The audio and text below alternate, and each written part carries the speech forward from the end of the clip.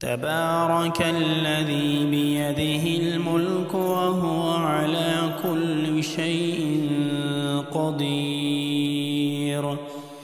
الذي خلق الموت والحياة ليبلوكم أيكم أحسن عملا وهو العزيز الغفور.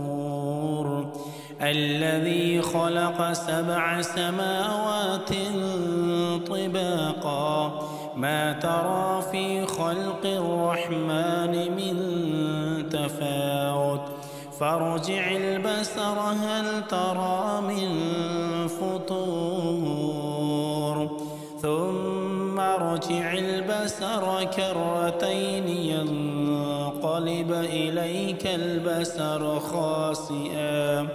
خاسئا وهو حسير.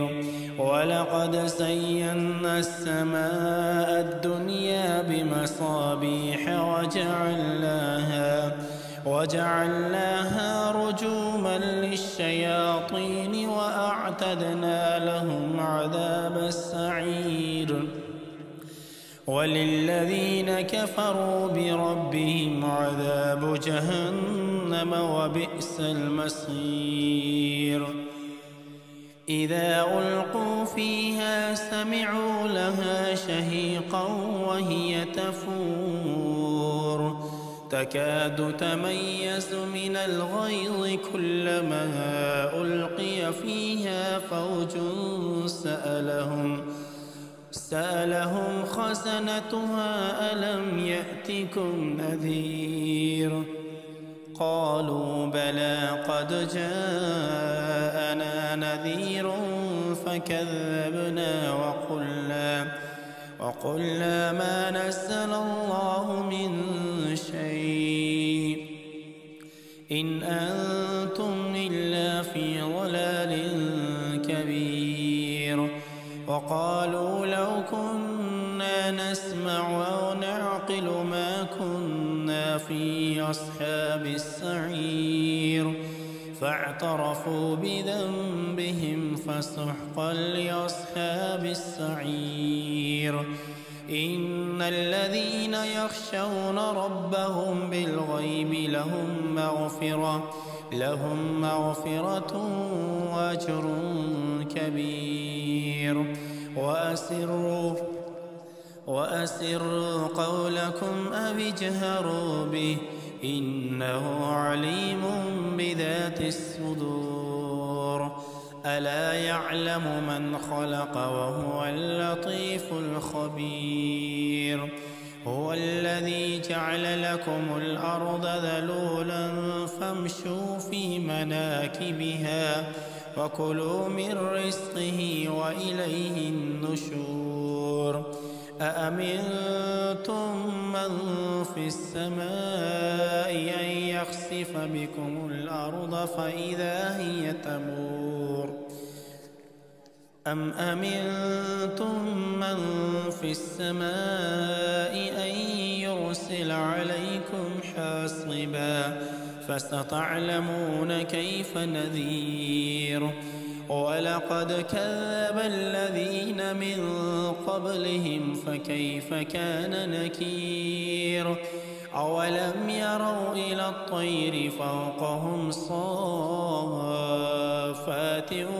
ويقبض ما يمسكهن إلا الرحمن إنه بكل شيء بصير.